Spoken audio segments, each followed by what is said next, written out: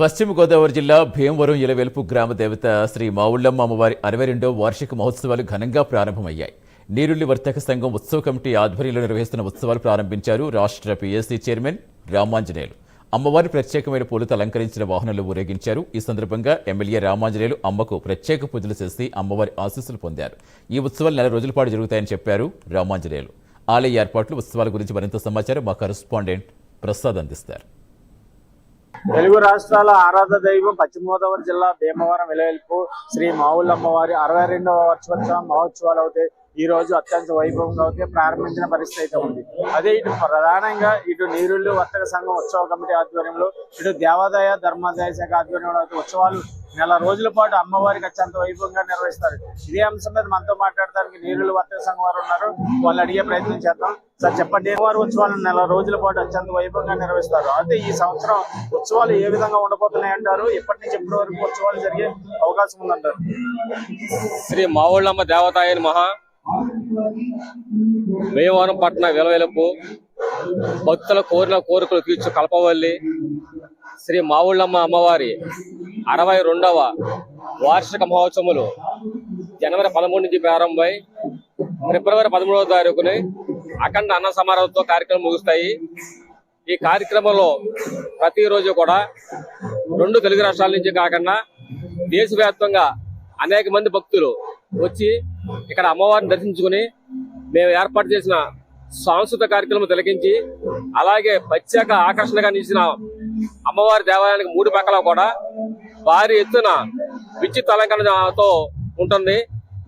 ఇవన్నీ కూడా చూసి అమ్మవారికి దర్శనం చేసి వెళ్తూ ఉంటారు.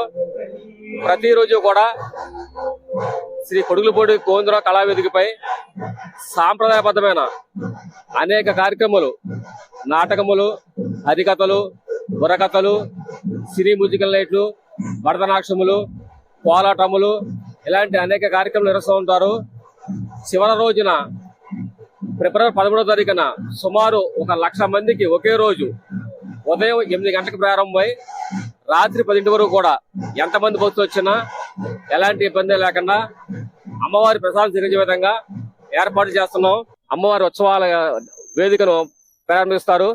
నెలాల కార్యక్రమం కూడా అన్ని విధాలుగా సహకరిస్తున్న పోలీస్ డిపార్ట్మెంట్ వారికి, దేవాదాయ ధర్మాదాయ శాఖ వారికి, అలాగే మున్సిపాలిటీ వారికి, రెవెన్యూ వారికి, ఎలక్ట్రికల్ డిపార్ట్మెంట్కి, హెల్త్ డిపార్ట్మెంట్కి వారికి, అలాగే మన ఫైర్ డిపార్ట్మెంట్ వారికి, అలాగే అన్ని శాఖలు కూడా సమన్వయంతో మాకు కావాల్సిన అన్ని ఏర్పాట్లు చేసి మాకు సహకరిస్తున్నారు. వీరందరికీ కూడా పేరు పేరున మా ధన్యవాదాలు తెలియజేసుకుంటూ సెలవు తీసుకుంటున్నాం. నూతనంగా చైర్మన్ గా ఎన్నికయ్యారు. అదే ఇప్పుడే అమ్మవారి ఉత్సవాలు కూడా వస్తున్నాయి. ఇదే నేపథ్యంలో మీరు ఇటు వచ్చి సుదూర ప్రాంతాల నుంచి వచ్చే భక్తులుగా అయితే మీరు అమ్మవారి ఆలయంలో ఎటువంటి ఏర్పాట్లు చేస్తున్నారు? సంక్రాంతి అంటే భీమవరం, భీమవరం అంటే శ్రీ మావుళ్ళమ్మవారి దేవస్థానం, మావుళ్ళమ్మవారి దేవస్థానం అంటే నీరుల్లి కూరగాయ పండ్ల సంఘం. నా చిన్నతనం నుంచి వారి ఆధ్వర్యంలో ఉత్సవాలు ఇంతింతే ఒకటింతే అన్నట్లుగా చాలా భారీ స్థాయిలో చేస్తున్నారు. ఈ నెల రోజులు కూడా వివిధ దేశాల నుంచి, వివిధ రాష్ట్రాల నుంచి, అదే విధంగా ఎక్కడ ఉన్న తెలుగు ప్రజలందరూ వచ్చి అమ్మవారిని దర్శించుకుని ఉత్సవాలను చూసి ఆ సాంస్కృతిక కార్యక్రమాలను చూసి వెళ్ళటం అన్నది అలవాటు.